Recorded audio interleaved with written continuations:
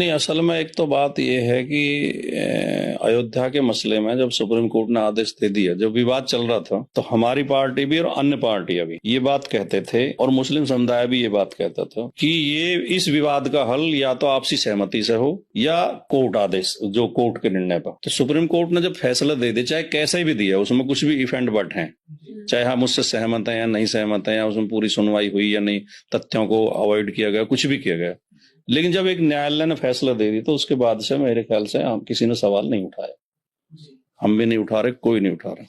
मंदिर बन गया, ठीक है, प्राण प्रतिष्ठा हो गई, अच्छी बात है, लोगों को जिनकी आस्था है वो अपना वहां दर्शन करें, पूजा करें।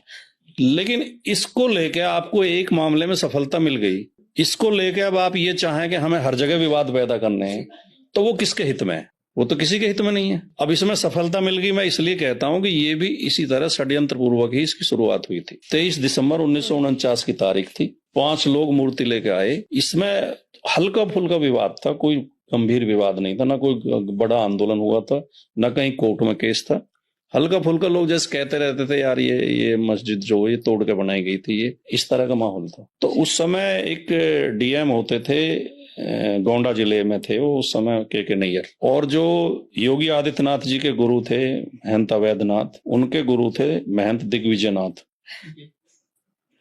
दिग्विजयनाथ की उनसे मित्रता थी, और एक कोई राजा थे गोंडा जिले के किसी रियासत के पुराने, ये तीनों कहीं वो टेनिस वेनिस खेलते थे और तीनों मिलते थे। तो वहां इन्होंने कहा कि भाई ये होना चाहिए, तो वो के नैयर ने कहा कि तुम एक काम करो, तुम एक बार इस पर कुछ ऐसा बखेड़ा कर दो और फिर मैं, तो के नैयर ने अपना ट्रांसफर फैजाबाद कराया, और इन्होंने तीनों तो ये थे, एक हनुमान प्रसाद पोद्दार थे गीता प्रेस गोरखपुर वाले, और एक और थे कोई संघ के नेता थे, ये 5 लोग गए, रामलला की मूर्ति कहीं से बनवा के लाए, और इन्होंने जाकर जबरदस्ती 23 दिसंबर 1949 को मूर्ति रख दी, और के नैयर ने उस पर ताला लगा दिया। उस दिन से पहले दिन तक हर जुम्मे को वहां नमाज होती थी जी। उसमें मुस्लिम समुदाय के लोग नमाज पढ़ते थे। तो के नैयर ने कहा कि अब ये क्योंकि विवाद हो गया है, पहले से योजना थी उनकी जी। उसने उसमें ताला लगा दिया मस्जिद में। पंडित जवाहरलाल नेहरू उस समय वो थे, प्रधानमंत्री थे, गोविंद बल्लभ पंत उत्तर प्रदेश के मुख्यमंत्री थे। जवाहरलाल नेहरू जी ने गोविंद बल्लभ पंत को 2 पत्र लिखे कि ये गलत हुआ है, ये ताला खुलवाया जाए, और पंत जी ने डीएम को पत्र लिखे, डीएम ने उनके पत्र नहीं, उन्होंने जवाब लिख दिया कि यहाँ जनता में आक्रोश है, यहाँ शांति भंग हो सकती है, इसलिए अब इसमें छेड़छाड़ न की जाए, जबकि कोई ऐसा आक्रोश उस समय तक नहीं था।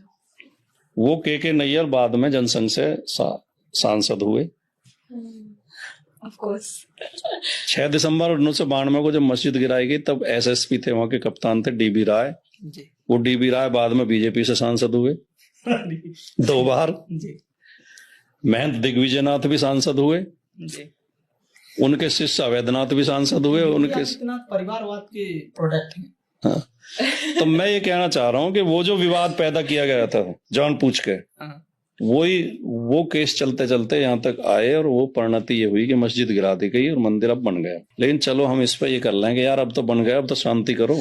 अब अगर हर मंदिर के नीचे, हर मस्जिद के नीचे शिवलिंग तलाशे जाएंगे, अभी संभल में हो रहा है, फिर वहां चले गए अजमेर, उसके बाद एक और राजस्थान में कोई 2.5 घर का झोपड़ा करके कुछ आ रहा है, वो मस्जिद है कोई, मस्जिद पर भी बयान, और दिल्ली की जामा मस्जिद, उधर ताजमहल भी कह रहे तेजो महल है।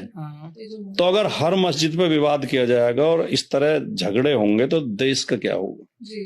और जबकि 1991 का कानून है, 1991 में जो प्लेसेस ऑफ वर्शिप एक्ट है, वो ये कहता है कि इसके बाद जो 47 से पहले जिस हालत में थे, वो किसी धर्म स्थल का चरित्र बदला नहीं जाएगा।